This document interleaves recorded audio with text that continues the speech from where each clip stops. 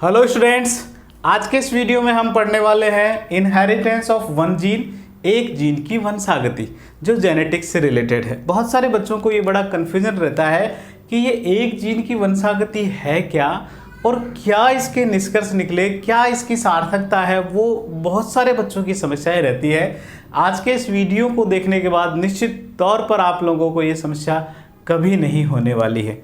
देखो, एक जीन की वंशागति यानी कि सीधा सा है, हम यहाँ केवल और केवल एक लक्षण की बात करेंगे और किसी भी लक्षण के मेंडल ने माना कि किसी भी लक्षण के दो रूप होते हैं, उन दोनों रूपों को एलील कहा जाता है, युग्म विकल्पी या एलील कहा जाता है।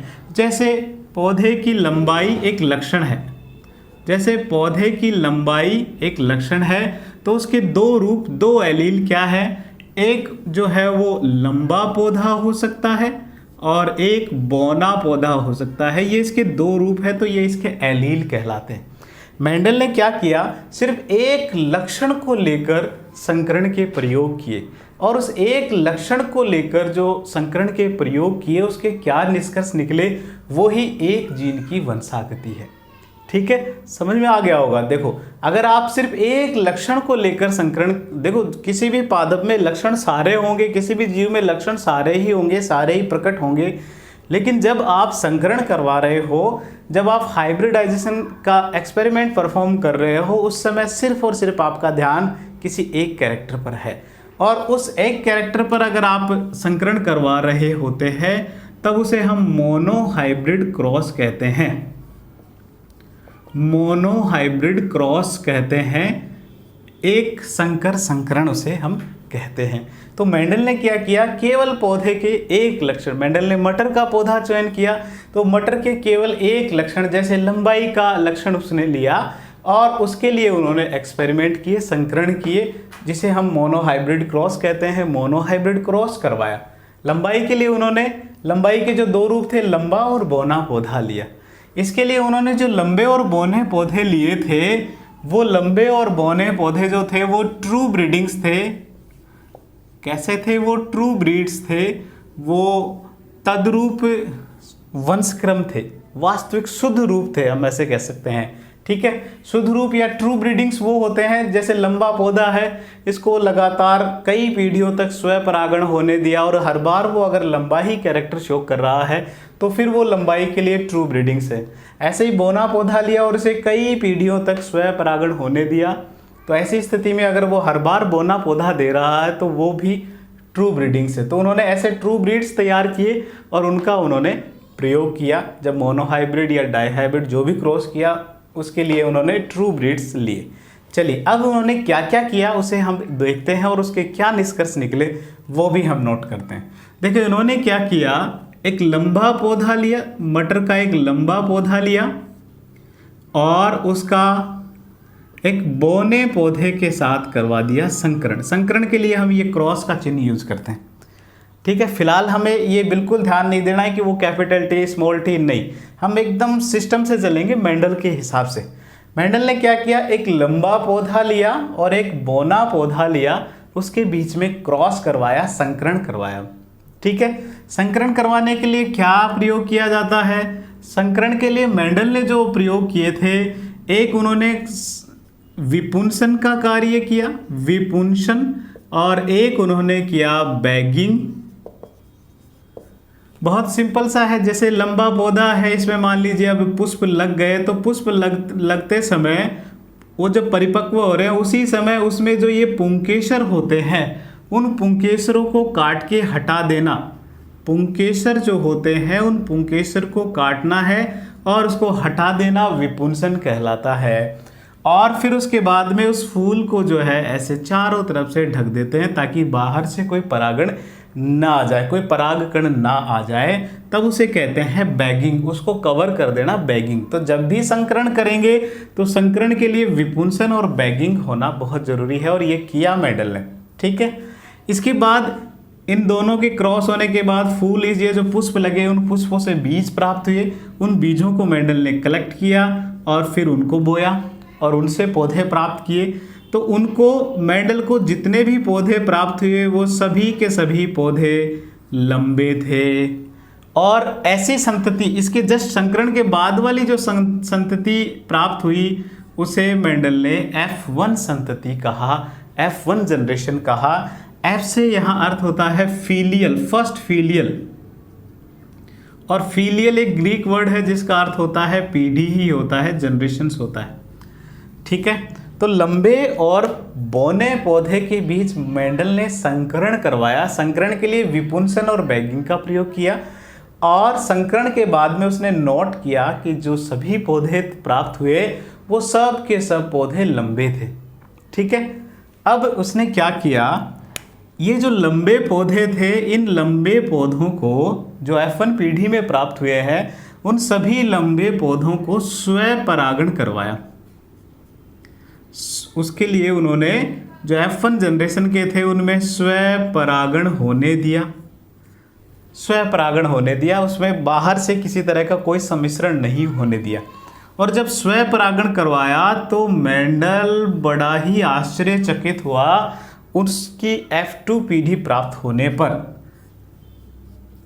क्यों, कैसे कि मेंडल ने जितने भी F2 पीढ़ी के पौधे प्राप्त हुए उनमें उसने देखा कि कुछ बौने पौधे हैं और बहुत सारे लंबे पौधे प्राप्त हुए।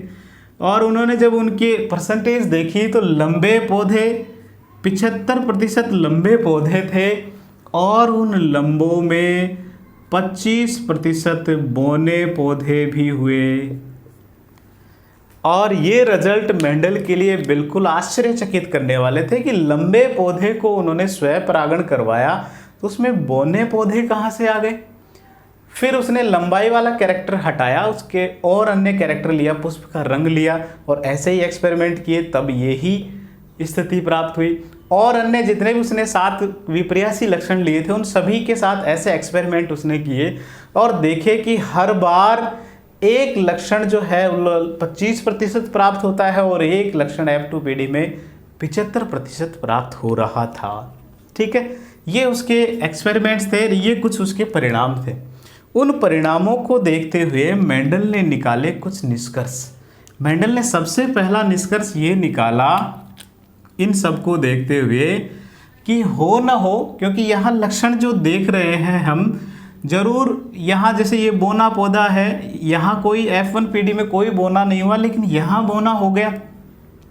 इसी तरह लंबाई वाला कैरेक्टर, तो उन्होंने एक निष्कर्ष पहला तो ये निकाला कि हो न हो इनके शरीर में कोई ऐसा पदार्थ है, कोई वस्तु है, शुरू में उसे उस वस्तु कहा, और कोई ऐसी वस्तु है जो कोई ऐसी वस्तु इनके शरीर में ऐसी मौजूद है जो इन लक्षणों को अपरिवर्तित रूप से बगैर चेंज हुए एक पीढ़ी से दूसरी पीढ़ी में, एक दूसरी पीढ़ी, तीसरी पीढ़ी ऐसे लेकर जाते हैं। ठीक है, इन पादपों के, जैसे पादप हो चाहे जंतु हो, सभी में कोई न कोई ऐसा वस्तु है, कोई न कोई ऐसा कारक है जो बगैर परिवर्तित हुए पीढ़ी दर पीढ़ी लक्षणों को, आनुवांशिक लक्षणों को लेकर जाता है। मेंडल ने उस वस्तु को कारक नाम दिया। क्या नाम दिया? कारक या फैक्टर नाम दिया। बहुत बार एग्जाम में यही पूछ लेते हैं कि मेंडल ने बाद में ये जो कारक है, यही कारक बाद में जीन कहलाए। जॉनसन ने इन्हें जीन नाम दिया, और ये जीन जो है वो वंशागति का आधार होते हैं। वंशागति का आधार है, बेस है। वंशागति का या आनुवांशिकता का आधार साबित हुए जीन। तो मेंडल ने F1 पीढ़ी से और F2 पीढ़ी में ये जो इस तरह के लक्षण प्राप्त हुए, उससे सबसे पहला निष्कर्ष ये निकाला कि हो न हो इनके अंदर कोई न कोई ऐसा वस्तु, कोई कारक मौजूद है जो बगैर परिवर्तित हुए, उसमें किसी तरह का कोई बदलाव नहीं होता, और वो पीढ़ी दर पीढ़ी लक्षणों को, आनुवांशिक लक्षणों को लेकर जाता है। पहला निष्कर्ष तो ये। वस्तु को उन्होंने फिर बाद में कारक नाम दिया, जो बाद में और जिसे आज हम जीन नाम से जानते हैं, जॉनसन ने उसे जीन नाम दिया और वही जीन वंशागति का आधार हुआ, क्योंकि मेंडल ने ये बताया कि वो ऐसा है जो बगैर किसी तरह का कोई चेंज दर्शाए हुए, बगैर परिवर्तित हुए लगातार एक पीढ़ी से दूसरी, दूसरी पीढ़ी से तीसरी, तीसरी से चौथी इस तरह गति करता रहता है, एक पीढ़ी से दूसरी पीढ़ी में गमन करता है। और इसीलिए चूंकि एक पीढ़ी से दूसरी पीढ़ी में जा रहा है बगैर चेंज हुए, तो इसीलिए उस कारक को या आज की स्थिति में जीन को आनुवांशिकता या वंशागति का आधार कहा। पहला तो ये समझ में आ गया।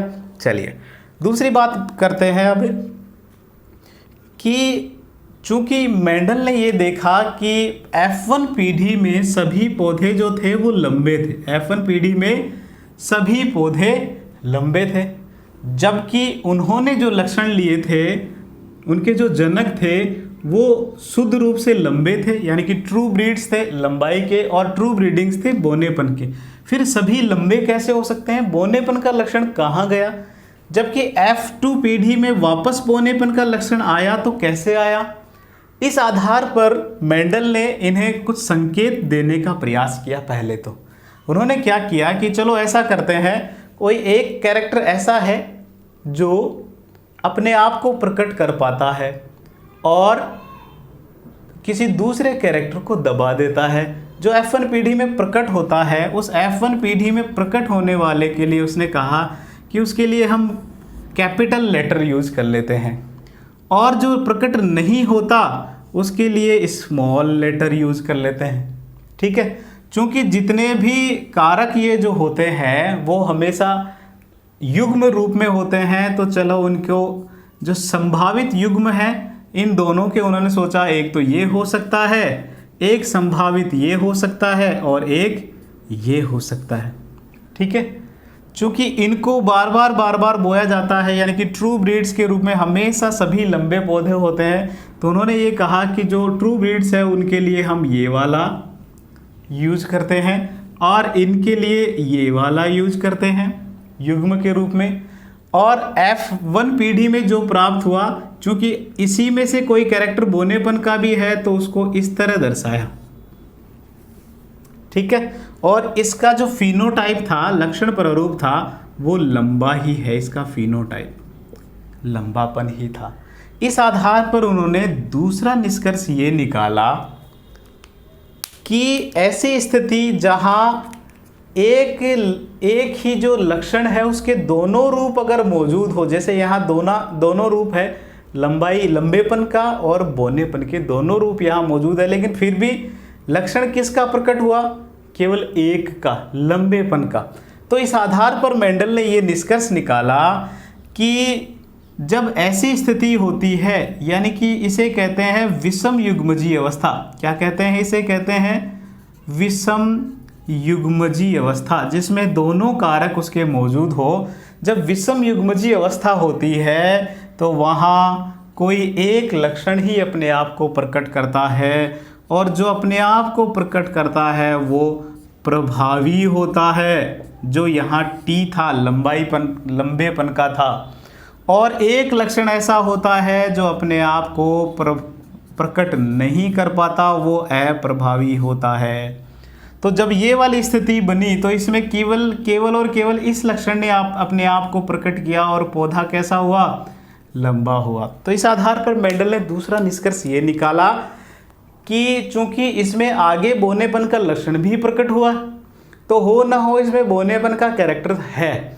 इस स्थिति को उन्होंने विषम युग्मजीय अवस्था कहा, यानी कि दोनों कारक उसके मौजूद तो है, लेकिन कोई सा एक कारक ही अपने आप को प्रकट करता है, और जो प्रकट करता है वो प्रभावी लक्षण होता है, जो प्रकट नहीं करता वो अप्रभावी लक्षण होता है।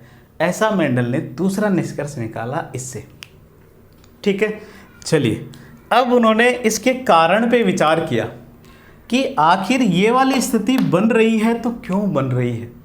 इसके लिए उन्होंने कहा कि जब युग्मक बनते हैं, जब इनके युग्मक बनते हैं, चूँकि यहाँ हमने देखा कि यहाँ ये हम नोट कर रहे हैं कि इसमें मौजूद तो है बोनेपन का कैरेक्टर, तभी यहाँ अप्रभावी रूप से अप्रभावी लक्षण भी अपने आप को प्रकट कर रहा है। ठीक है, यहाँ ये लक्षण मौजूद तो है, इसका अर्थ ये है क्योंकि ये लंबा है, लंबे को जब बोया F2PD में स्वयं परागण होने दिया तो 75% लंबे थे, 25% बोने थे। और इनका लंबाई का कैरेक्टर बिल्कुल अपने जनक जैसा ही था। बोनेपन का कैरेक्टर है तो वो भी अपने जनक जैसा ही था। ऐसा नहीं है कि जैसे मान लीजिए ये 10 सेंटीमीटर का है, ये 2 सेंटीमीटर का है, तो ये जो लंबे हैं ये पूरे लंबे न होकर 8 सेंटीमीटर के हो गए, बिल्कुल ऐसा नहीं हुआ। या जो ये बोने थे ये पूरे 2 सेंटीमीटर के न होकर 4 सेंटीमीटर के हो गए, ऐसा नहीं हुआ। ये 10 सेंटीमीटर के हैं तो ये भी 10 सेंटीमीटर के ही हुए। ये 2 सेंटीमीटर के हैं तो ये भी 2 सेंटीमीटर के ही हुए। यानी कि इनमें किसी तरह का कोई सम्मिश्रण नहीं हुआ, कोई ब्लेंडिंग नहीं हुई, लक्षण बिल्कुल वैसे के वैसे हैं। F2PD में ये बिल्कुल अपने जनक जैसे ही लंबे हुए और F2PD में जो बोने हैं वो बोने भी अपने जो जनक है उनके जैसे ही हुए। उनमें किसी तरह के लक्षणों में किसी तरह का कोई ब्लेंडिंग या मिश्रण नहीं हुआ। इस आधार पर मेंडल ने तीसरा निष्कर्ष ये निकाला कि चूंकि ब्लेंडिंग बिल्कुल नहीं हो रही, लक्षण जैसे हैं वैसे की वैसे ही है, इसका मतलब ये दोनों लक्षण F1PD में भी युग्मकों में थे, जो यहाँ पॉसिबल होने पर जैसे ही उनको मौका मिला वो प्रकट हो गए। और क्यों हुए? क्योंकि हो न हो इनमें जब युग्मक बन रहे हैं अर्धसूत्री विभाजन द्वारा तो युग्मक बट गए, जिसको जो जरूरत थी वो ले लिया। जैसे ऐसे समझो, उन्होंने ये बताया कि जब ये युग्मक बनते हैं, जब अर्धसूत्री विभाजन होगा इसमें पुंकेसर में और इधर स्त्री केसर में अर्धसूत्री विभाजन होता है, उस अर्धसूत्री विभाजन के दौरान जो युग्मक होते हुए युग्मक बनते हैं तो उसमें लक्षण के जो दोनों रूप हैं, जैसे ये लक्षण का एक रूप ये लंबाई का है, ये बोनेपन का है, दोनों अलग अलग युग्मकों में बिल्कुल पृथक रूप से प्रवेश करते हैं।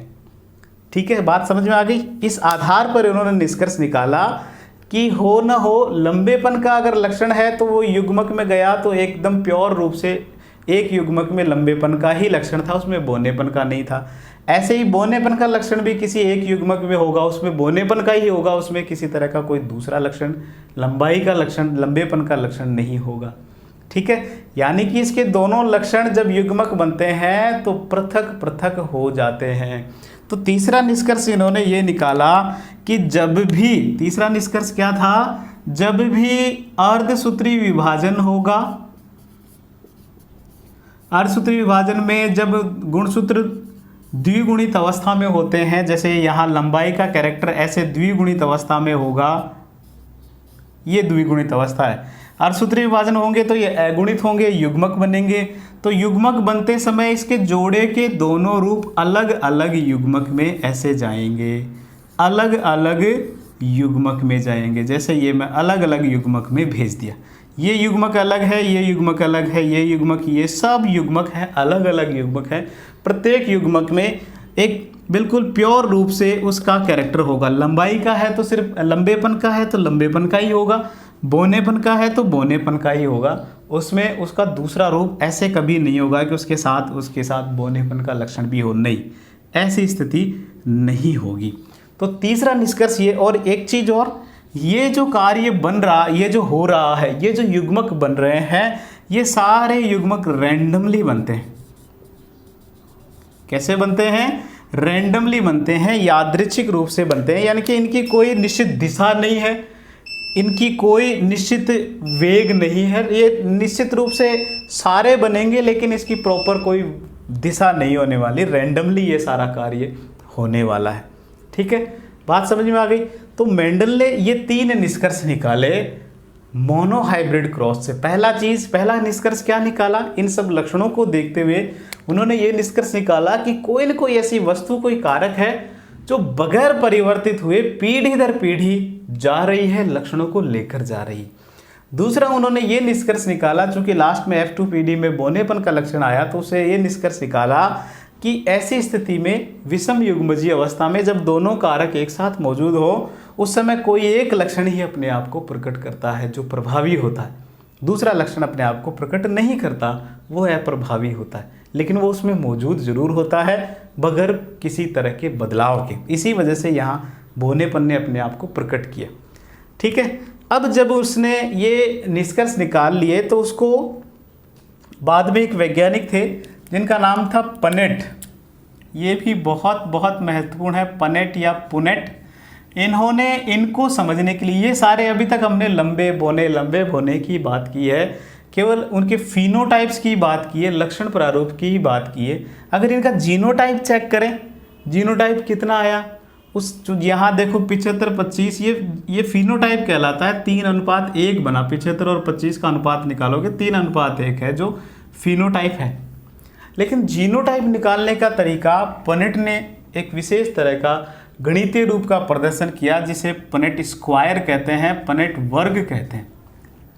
कैसे बनाया उन्होंने, देखो यहाँ ये कैपिटल टी और ये स्मॉल टी, यानी कि ये शुद्ध लंबा शुद्ध बोना, यानी कि ट्रू ब्रीडिंग्स लंबा ट्रू ब्रीड बोने के बीच में क्रॉस करवाया, तो ऐसी स्थिति बनी F1 में। और इस तीसरे निष्कर्ष के आधार पर हम ये कह देते हैं कि जब युग्मक बनेंगे तो बिल्कुल पृथक पृथक युग्मक बनेंगे। ठीक है, ऐसे ही युग्मक नर में बनेंगे और ऐसे ही युग्मक मादा में बनेंगे।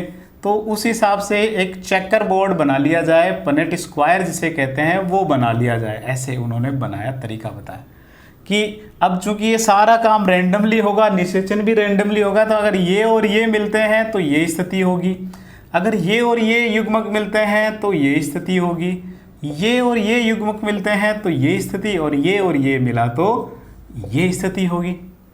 और इन निष्कर्षों, ये दूसरे वाले निष्कर्ष से देखा जाए तो ये पौधा कैसा होगा, लंबा, ये पौधा कैसा होगा, लंबा, ये पौधा कैसा होगा, लंबा, और ये कैसा होगा, बोना। यानी कि 4 में से जो फिनोटाइप देख रहे हैं 3 लंबे हैं और 1 बोना है। और ये ही निष्कर्ष बाकायदा मेंडल के प्रयोग में प्रकट हुए। फिनोटाइप हमें 3:1 ही प्राप्त हुआ, बिल्कुल पनेट के हिसाब से भी सही है मामला। फिर उसके बाद में अगर अब इसके जीन रूप को देखा जाए तो ये जीन रूप अलग है। ये जीन रूप जो है वो हम देख रहे हैं कैपिटल टी जो कितना है, सिर्फ 1 है। ये 2 देखो, ये एक जैसे हैं, कुछ इस तरह के हैं, ये 2 हैं। और एक आप स्मॉल टी वाला देख रहे हो, ये 1 है। तो ये जो है ये जीन रूप को बता रहा है, इसी को कहते हैं जीनोटाइप। जो कितना प्राप्त हुआ, 1:2:1 प्राप्त हुआ। ठीक है, तो इन सारे रूपों को देखते हुए मेंडल ने अनुपात तो जो दिया वो 3:1 था, वो फिनोटाइप था। और पनेट ने इसको और अच्छी तरीके से समझने के लिए एक बहुत सिंपल सा तरीका दिया जिसे पनेट स्क्वायर या पनेट वर्ग कहते हैं। उसमें आप सारे युग्मक बनाओ नर के और सारे युग्मक बनाओ मादा के, उनको आप यहाँ रखो, और अगर 1-1 है तो 4 बॉक्स बनाएंगे, 2-2 हैं तो 16 बॉक्स बनाएंगे। वो बनाए और उनको आप हर संभव ऐसे क्रॉस करवा दो, और उससे साफ साफ आप उसका जीनोटाइप देख सकते हो, जो हमने यहाँ देखा कि कैपिटल टी 1 प्राप्त हुआ, कैपिटल टी 2 प्राप्त हुए, स्मॉल टी वाले 1 प्राप्त हुए।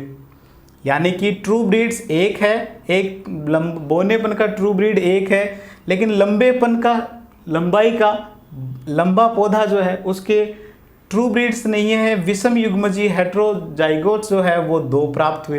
तो इनका जो जीनोटाइप हुआ वो 1:2:1 हुआ, 1:2:1 प्राप्त हुआ। ठीक है, तो इस तरह मेंडल ने एक जीन की वंशागति की, उसके एक्सपेरिमेंट्स किए और उससे 3 निष्कर्ष निकाले।